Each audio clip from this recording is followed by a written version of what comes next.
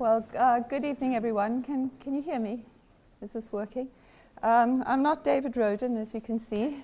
David has unfortunately got caught up in a snowstorm in Geneva.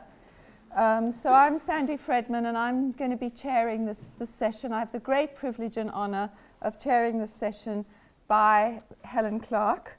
Helen Clark needs no introduction, and you will have seen from the flyer, but I'm sure she would be very well known to you as having been the Prime Minister of New Zealand for 9 years, and subsequently she became the administrator of the United Nations Development Programme. An administrator means she is the head, and not only that, but she's the first woman to occupy this post, which makes this a particularly special occasion. She's here to talk about development and conflict, and this is for us of great interest and of course a great privilege for us to hear this because of the combination between development and conflict. And what she's going to talk about is the ways in which we can understand development as addressing the drivers or the causes of conflict. And so with that, she's agreed to talk for about 40 to 45 minutes and then has very kindly agreed to take questions afterwards. So without more, I'll hand you over to Helen Clark. My pleasure. Thank you.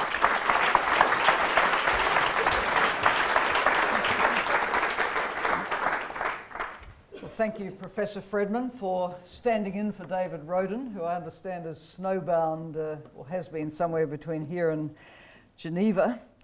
And thank you to the Oxford Martin Programme on Human Rights for Future Generations and the Oxford Institute for Ethics, Law and Armed Conflict for hosting the lecture. Its genesis goes back to a discussion I had with David Roden in Davos about 13 months ago, and we've been looking for a time ever since for me to come.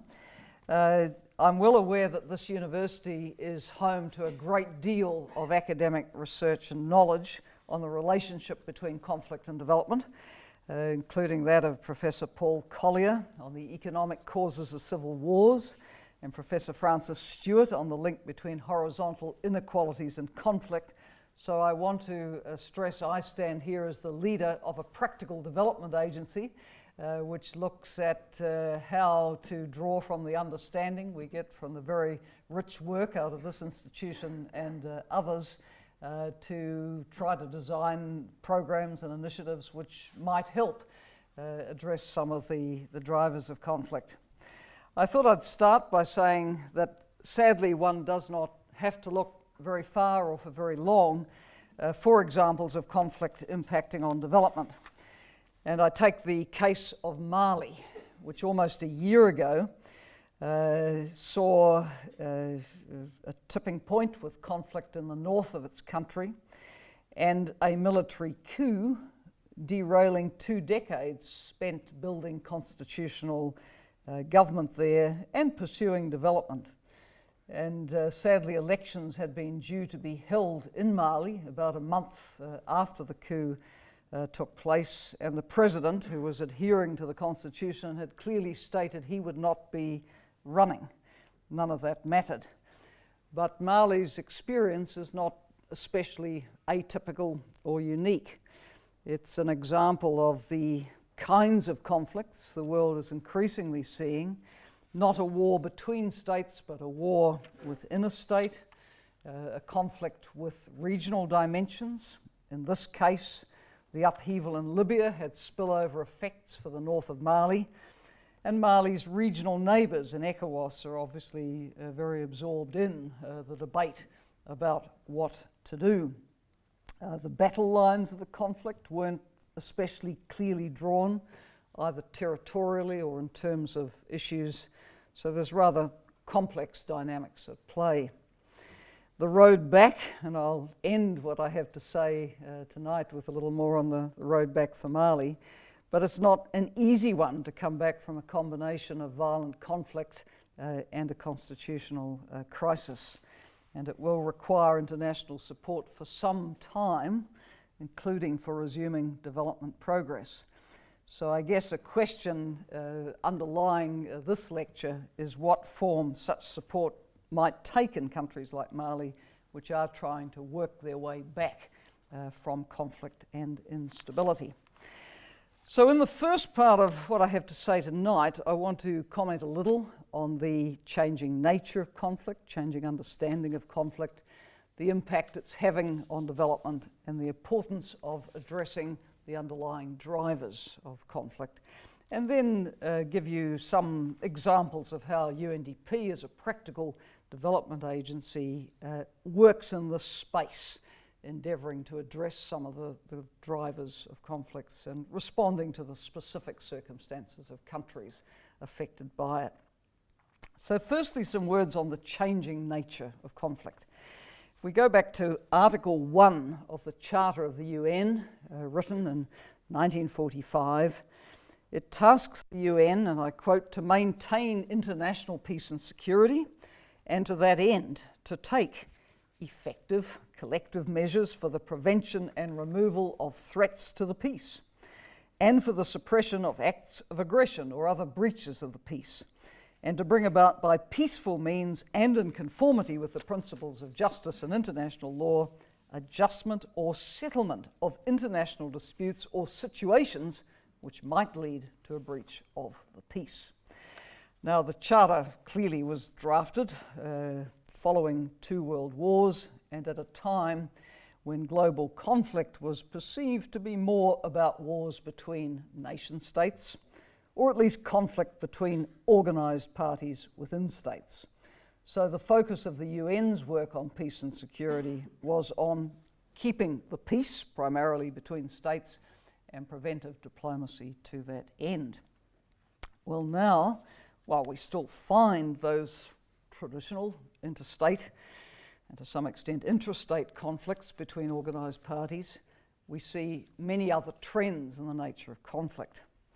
I suppose the good news is that the average number of high-intensity conflicts, those defined as resulting in more than 1,000 battle deaths per year, dropped by 79% between 1984 and 2008. But the bad news is that smaller scale and deadly armed violence, due to a range of things, intercommunal conflict, political violence, criminal activity, and all localised resource-related conflicts, is seen to be on the rise. So it follows from the changing nature of conflict that UN approaches to it change as well. The traditional UN approach to resolving violent conflict, on that old scenario, included facilitating comprehensive one-time peace agreements and then support for efforts to repair the damage which was caused by war. In today's more fluid conflicts, where peace agreements are signed, well, they often don't hold. The World Bank, in the very useful World Development Report it did in 2011 on conflict, security and development, estimated that 40% of fragile and post-conflict countries are relapsing into conflict within 10 years. But even without a relapse into full-scale conflict, weak post-conflict governance and ongoing insecurity often allow other forms of violence to flourish. For example, in a number of societies destabilised by violent conflict, sexual and gender-based violence has continued at high levels. Sadly, the war often isn't over for women when the formal conflict period has ended. And in their analysis of civil wars, Paul Collier and Anke Höfler found that crime rates, as measured by homicide rates, increase dramatically even after that political peace is established. The Global Burden of Armed Violence 2011 report estimates that while 526,000 people die violently every year, just 1 in every 10 reported violent deaths around the world now occurs in recognised conflict settings or during terrorist activities. This new pattern for the other 90% of those deaths reflects the increasingly high levels of homicides related to gangs and organised crime, a significant proportion of which occur in the region of Latin America and the Caribbean. And a point of interest may be that we have coming out later this year a major human development report on citizen security in the Latin American region looking at this phenomenon. So the World Bank 2011 report comments that this 21st century violence doesn't fit the 20th century mould. It notes, point I've made, there's been a drop in the incidence of interstate war, but remaining forms of conflict and violence don't fit neatly into categories of war and peace or criminal violence and political violence. The estimate we work from is that around 1.5 billion people are estimated to live in fragile or conflict-affected states or countries with very high levels of criminal violence, which makes promoting peace and security in the broader sense very critical for securing human development for the people in those countries. So the UN's been adapting how it works in this changing context. In 1992, the then Secretary General, Boutros Boutros-Ghali, issued his report An Agenda for Peace, invited to do so by the Security Council, and he outlined in that a role for the UN beyond diplomacy, beyond peacemaking and peacekeeping, of assisting in peace building, focused particularly on rebuilding institutions and infrastructure and on building bonds between those formerly at odds, and to address, quote, the deepest causes of conflict, economic despair, social injustice, and political oppression, end quote. The UN explicitly recognises that the three pillars of its charter, peace and development, and human rights, are interlinked and mutually reinforcing. And this, of course, also helps guide the work of the UN Development Programme. A few words on the impact of conflict on development. Obviously very negative. While people living in fragile and conflict-affected countries make up 15% or so of the world's population, they represent more than 30% of all people who are living in extreme poverty, using that under $1.25 a day definition. It's estimated that 60% of the world's undernourished children, 77% of children not in school, and 65% of people without access to safe drinking water reside in countries which have recently faced significant armed violence or violent conflict. 9 of the 10 countries with the lowest ranking on the Human Development Index have experienced conflict in the past 20 years. And projections from that World Bank 2011 report reveal that not one of the states burdened by fragility has achieved or will achieve a single MDG by 2015. So, many negative effects of armed conflict, extending beyond the destruction of lives, infrastructure, whether that be schools, energy systems, hospitals, so many things. Also very destructive of social cohesion and triggering the forced displacement of people. We also see conflict undermining public institutions, facilitating corruption, and encouraging a climate of impunity, contributing to and being sustained by, in a number of places, transnational crime, including the trafficking of people, drugs, and weapons. So many ways in which conflict jeopardizes development. And it's no surprise, therefore, that in the current discussion on the post-2015 development agenda, there is strong advocacy for integrating consideration of these phenomena into it. The report to the Secretary General on the post-2015 agenda from a UN task team of officials suggested that peace and security should be one of 4 dimensions for the post-2015 agenda, along with inclusive social and inclusive economic development and environmental sustainability. Now, let me say a word about how we're perceiving some of the drivers of these conflicts, seeing them as, in many cases, rooted in development deficits, which suggests, to be positive, that there are many opportunities to contribute to breaking cycles of violence and creating more virtuous cycles of peace and development.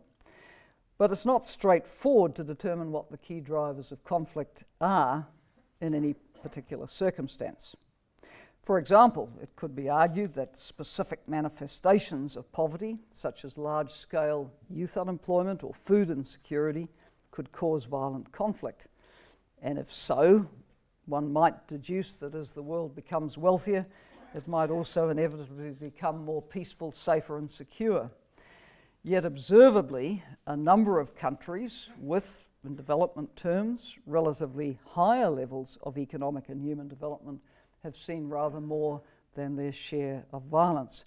I remember not so long before the Tunisian uprising, it was being hailed as a success story in the Human Development Index. So it's not as straightforward as saying poverty equals conflict and vice versa. Of course, roots of discontent often do lie in entrenched poverty, but political and social exclusion and inequality can also be very powerful motivators of upheaval leading to conflict, as we've seen in a number of countries in recent times.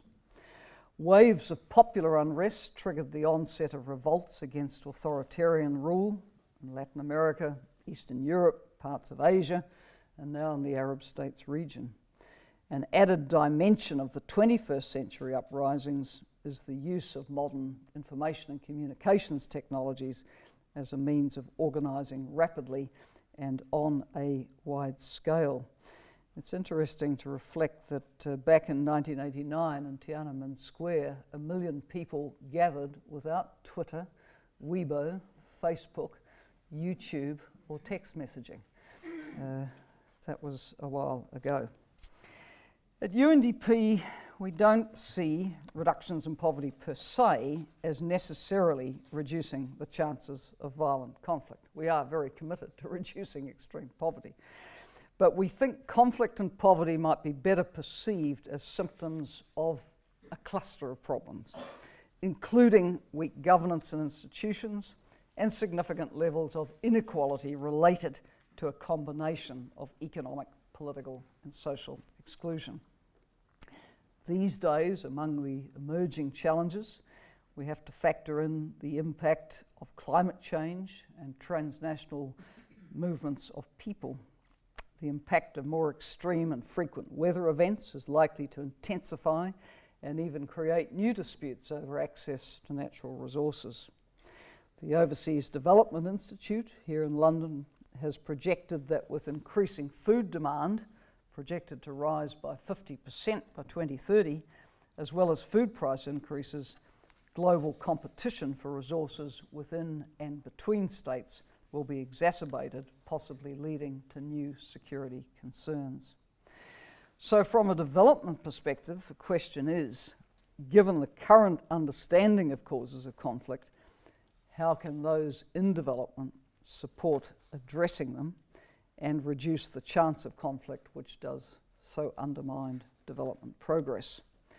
As development agencies move away from the belief that poverty and conflict have a linear relationship and towards examining how societies are governed, how their resources are distributed, how they respond to new risks and vulnerabilities, then the nature of our work also changes.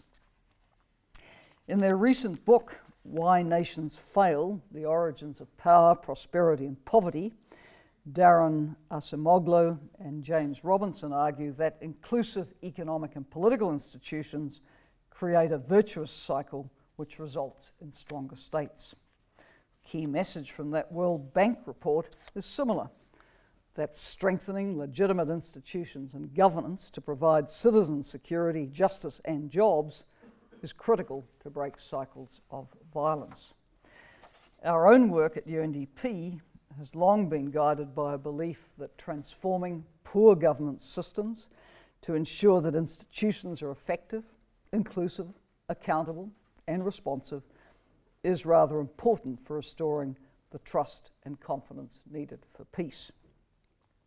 More broadly, our recent thinking and work is also guided by another two assumptions. One, that greater emphasis should be placed on building resilience to shocks and vulnerability, whether economic, political, or environmental, including through more effective and inclusive governance systems. If countries and societies are not well prepared to deal with volatility and shocks, especially where these disproportionately impact on certain groups and exacerbate existing inequalities, then you can't progress development in a sustained way. And that tends to mean treating the risk of conflict or violence in a way similar to that one could treat the risk posed by natural hazards. One can strengthen riverbanks and build levees to protect against a flood. Equally, one can strengthen institutions. One can help equip communities with skills to prevent conflict and the technology needed to monitor and predict where it might occur in the hope of minimising impact. And one could help develop tools which support the mediation and resolution of conflict where it arises.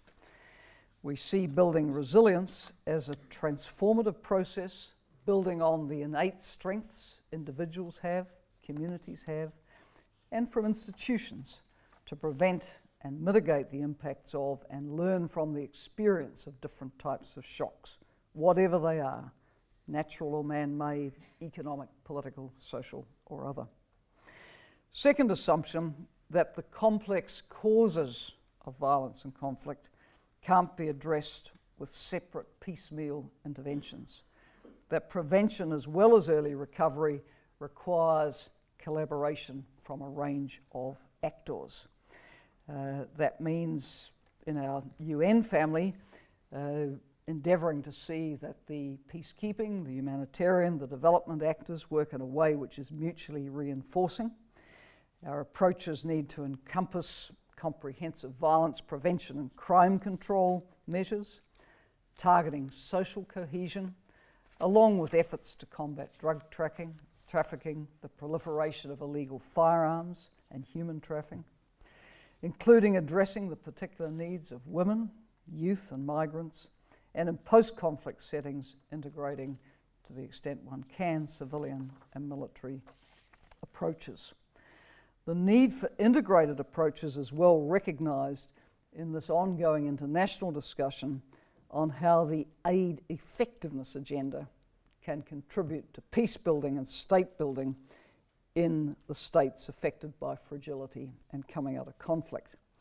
There was the New Deal for Engagement in Fragile States adopted in Busan at the High-Level Forum on Aid Effectiveness in late 2011. Aiming to assure that principles of effective development cooperation are applied to support for the fragile and conflict-affected states. And at UNDP, we've been supporting implementation of the New Deal in what is called the Little G7 Plus group of countries, a grouping of 15 countries, self-identified, who've been affected by conflict and fragility. They themselves are leading efforts to monitor, report and draw attention to the unique challenges faced by the fragile states. We also have at UNDP a clear mandate to support early recovery from crisis, the objective being to build the dividends of humanitarian action into sustained and ongoing recovery and development. So let me talk now about some of the work we do in an endeavour to support governments and societies to consolidate peace, build resilience and prevent violence. And I'll focus on around 4 areas. 1, working to ensure that people feel secure enough to invest in their own futures. As without a sense of security, one doesn't invest in one's own future where one lives. Crops can't be planted if fields are mined or harvests can't be reaped. It's not reasonable to expect families to send their children to school if they risk violence along the way. Strengthening people's and communities' sense of safety is a very important step in overcoming a legacy of conflict and advancing human development. Some of the approaches. El Salvador, you will know, as a country which experienced a great deal of conflict. Also one of those societies where armed violence continued at a very significant level. So working there with communities, the communities said they wanted to prioritise improving police response times to incidents and gun-free zones they wanted. And these were established in 20 of the most violent municipalities. Over time, and it wasn't a great length of time in El Salvador, this community-driven initiative, owned by the community, helped to reduce the homicide rate by over 40%. And on the 2nd of February last year, the President was able to announce later that El Salvador had recorded its first murder-free day in 3 years. This really was a very, very significant achievement. So similar work at the community level we're replicating in other conflict and post-conflict settings. South Sudan, again, has known tremendous conflict for many, many years, and it hasn't stopped. There, we have a community security and arms control initiative. It helped in 2011 establish more than 50 new police stations. Significant reductions in criminality and cattle raiding were reported, along with a reduction in poverty, because people could start again to have that sense of security, to invest in their futures, and a greater sense of security for women and for older people was also established. Then there's the work done on disarmament, demobilisation and reintegration of former combatants. Very important, because the danger of disgruntled ex-combatants drifting into criminality or back into renewed conflict is often a serious threat to peace and stability. And we have worked in these DDR programs in many, many countries. At the current time, work's ongoing in around 15. The approach we've taken has not been just to focus on the ex-combatants, but to focus on reducing armed violence and on livelihood opportunities in the broader communities they are living in as well. So we try to play a coordinating role in support of the national authorities.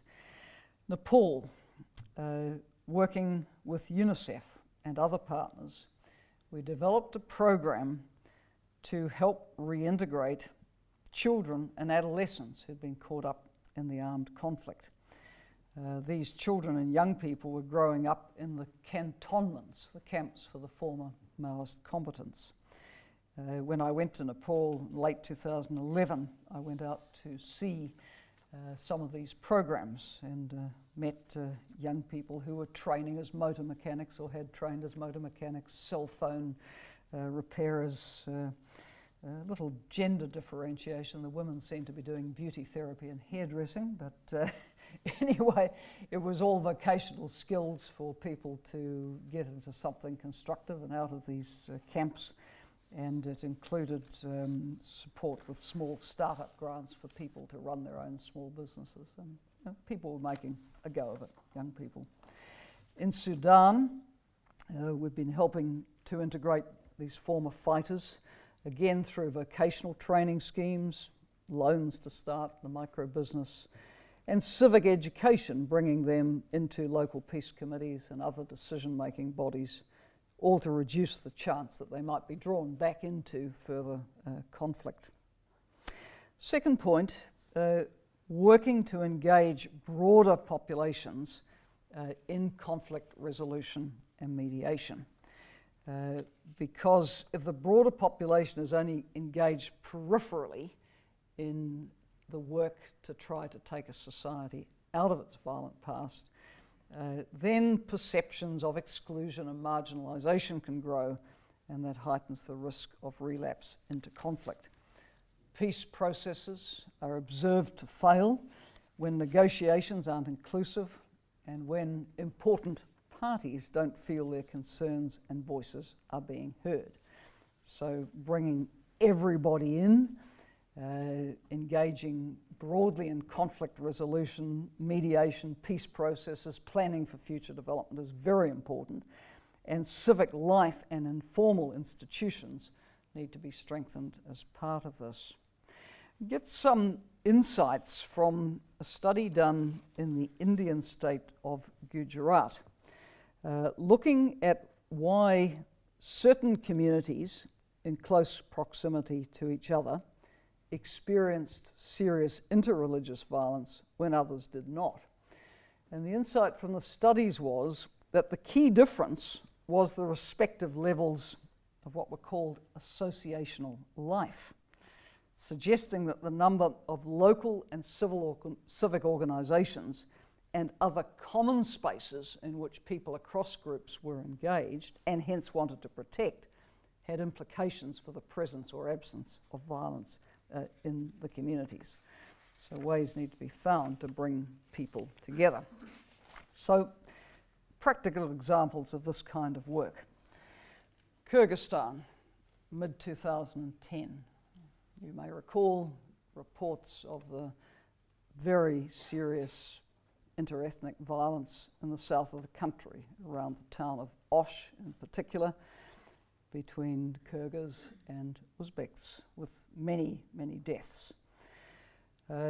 We, in the aftermath of that, worked with the communities, with the women, with the youth. The women and youth are very important in bringing some sense of stability back to these situations, to establish, where needed, new peace councils and support existing ones, and to get people working together within these, government, local government, civil society, to look at what was driving the problems and try to act as mediators and facilitators on the contentious issues. And we also supported vocational training for young people with the support of local employers, as unemployed youth are, I'm afraid, all too easily drawn into the violence which can rip communities apart. And that had happened in Osh, as it's happened in so many other places. I was able to visit some of these training programs in Osh a couple of years ago and see the work done. Take the example of Ghana. Lead up to last year's election, we were busy working with our partners on strengthening the national and local peace infrastructure. Mediation training, conflict prevention advice, support to the National Peace Council, the police, election officials, was all part of the mix, so that these groups could intervene to diffuse potential violence, helping to ensure peaceful elections in Ghana again. It's a way of addressing those issues which we can replicate in many places. 2010, Kenya held a constitutional referendum without significant incidents of violence.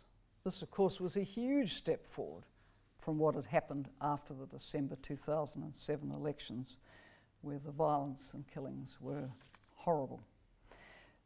So, run up to constitutional referendum, we were among those supporting the training of police, peace councils, government, civil society, in how to use information and communications technology and crowdsourcing to identify potential violent hotspots and act through improved security or mediation to take the heat out of simmering tensions.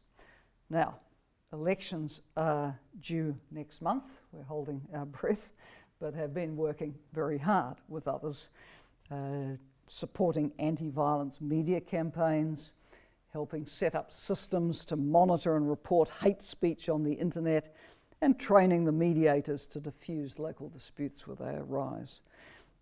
So watch this space. The lead up to the election is not easy, but everything I think that could be done is being done to try to prevent a recurrence of what was seen some 5 years ago. Then I come to the issue of dealing with the legacy of past violence and abuses, human rights violations, a priority in many transitions from authoritarian to more democratic regimes. Complex, as justice needs to be seen to be done, and the new systems of governance which are being built in the aftermath need to give assurance that these abuses won't be repeated again for confidence in the state to be built.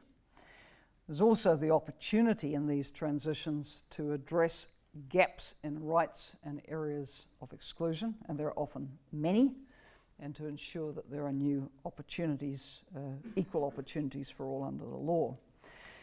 In many post-conflict countries and transition settings, we are busy supporting government structures, courts, police, lawyers to be more effective in delivering justice and security services, including to the most vulnerable, and by helping victims to seek redress. Some examples: Somalia.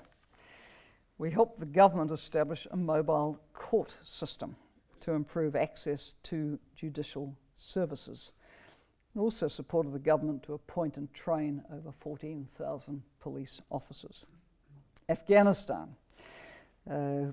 We have, I suppose, in a pass-the-parcel acceptance of task, helped recruit and train police, and we administer the salary payments for the 137 members of the National Police Force, because if you get paid, it's obviously quite an important incentive to come to work, and if we can support the training and effectiveness, that's important too. Eastern Democratic Republic of Congo, where so much sexual and gender-based violence is an ongoing and very distressing legacy of conflict, which is also ongoing. We have helped develop the capacity of authorities to prosecute sexual violence and expand access to justice for victims, again through the provision of mobile courts. Since 2011, more than 350 sexual and gender-based violence court cases have been heard through 18 mobile courts, resulting to date in 193 convictions. It is a start. These efforts will need to continue for quite a long time. Last point I wanted to make was around rebuilding the trust between citizens and state through building more inclusive, responsive and accountable institutions and the rule of law. Conflict can also result from a breakdown of trust between citizens and government, where there's a perception, often justified, of institutions being unfair and inefficient, and a sense that government's not legitimate or corrupt or all of the above. So, this essential element of peace building is how to build institutions in a state which will have legitimacy in the eyes of its people, helping to offer a stake in society to groups which might otherwise be drawn back to or into conflict. And again, at UNDP, we have a working assumption that when governments commit to establishing the rule of law and accountability, the citizens will have a better chance of being able to live in a peaceful and stable environment. So where societies are coming out of conflict and or social and political upheaval, strengthening the rule of law we see as particularly important. Some examples around this. Tunisia. The National Constituent Assembly was elected in late 2011 to draft a new constitution. So in support of that, we have been working with the government and the civil society partners to facilitate a broader public discussion about what should be in the new constitution. A very important dialogue, not only because it will lead to a new constitution, but the process of public engagement we see as part of the process which might heal wounds from the past. However, as events of the past week show, Tunisia's transition is still fragile, and even greater efforts to embrace political inclusion will need to be made there.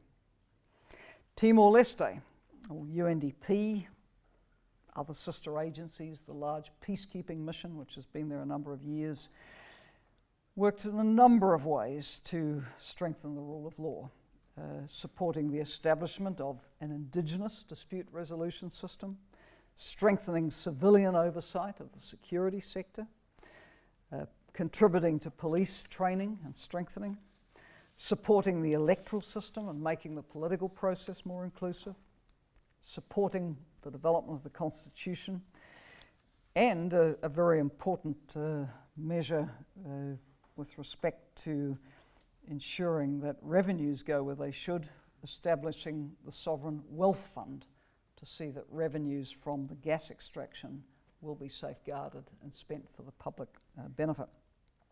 And I think it is worth underlining that after years of intensive international engagement, we do see human development in Timor-Leste lifting, and the country's stability has improved to the point where the UN peacekeeping mission has been discontinued. At the end of last year it ceased, and we go back to a normal UN country team operation.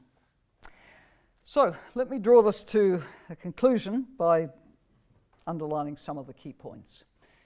We do see, of course, that interstate wars have declined quite dramatically in number, but so many states and communities around the world are being destabilised by violent conflict, violent crime, and inter-community tensions, including recurring conflicts over land, national resources, and identity.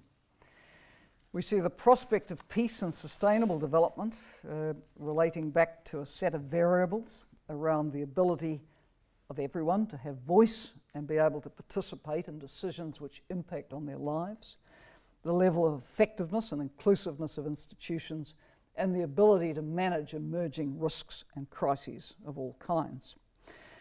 I've spoken about how my organisation works in countries which are endeavouring to come out of periods of conflict by supporting the strengthening of governance and institutions and the capacity of communities to become more resilient to the threat of conflict. There are no shortcuts in this, no shortcuts to building peace and stability. Not easy to tick off a lot of boxes and say that's a result. There's a lot of focus on development results these days. This is long-term work. It's about assisting national stakeholders to gain control of the recovery process and support governance in the immediate aftermath of a crisis to lay the foundations for long-term transitions out of fragility. Prevention of conflict requires investment in better governance, improving the conditions in which people live, reducing inequality, and addressing political, social, and economic exclusion, all areas of work dear to our heart. As I began with Mali, let me also finish with some words on the way forward as the country endeavours to recover from this profound crisis. Long-term stability for Mali will require dedication to inclusive governance across the country and to inclusive and equitable development across the country. Humanitarian support and early recovery activities must go hand in hand, paving the way for a resumption of long-term development. In the north, state authority and services will have to be re-established, infrastructure rehabilitated, livelihoods restored, and re-establishment of the rule of law will be vital for the country getting back on track. For our part, we'll be focusing on building the capacities of transitional institutions, supporting the processes leading to the next elections, the national dialogue around the Constitution, and the preparation of a development program for the north of the country. Also assistance for disaster risk reduction and community resilience, bearing in mind that the military conflict, the coup d'etat, and the constitutional crisis also went alongside an extremely severe 100-year drought. More research is needed on effective strategies related to conflict resolution and building resilience to support evidence-based policy making at the interface of conflict and development. So dialogue between the practitioners like UNDP and the academic community here at Oxford and elsewhere can contribute so much to our collective understanding of the issues at play here and how best we might seek to help address them through development work. Thank you.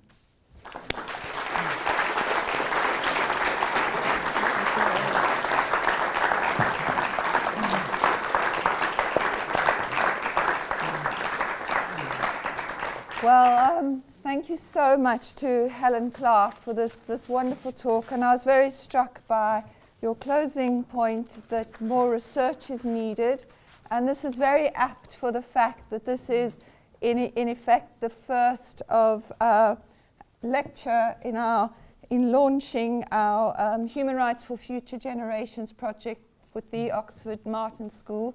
And it's very striking that a lot of the things that Helen Clark has said have resonances with our program. We are going to be looking at poverty, armed conflict, and environmental change and the interaction between them. Very aware, as Helen Clark has said, that the relationship is not linear. And again, it was very striking that some of our key research questions are about how human rights can be used to address these complex problems. And although Helen Clark didn't talk directly about human rights, it was very striking that what you did say was, with this very different nature of conflict, we need a change in governance. And one of the things we're going to be looking at is our institutional changes. The other thing you mentioned, which we will be researching more, are the whole range of rights to education, rights to work, rights to be free of gender-based violence and of hate speech.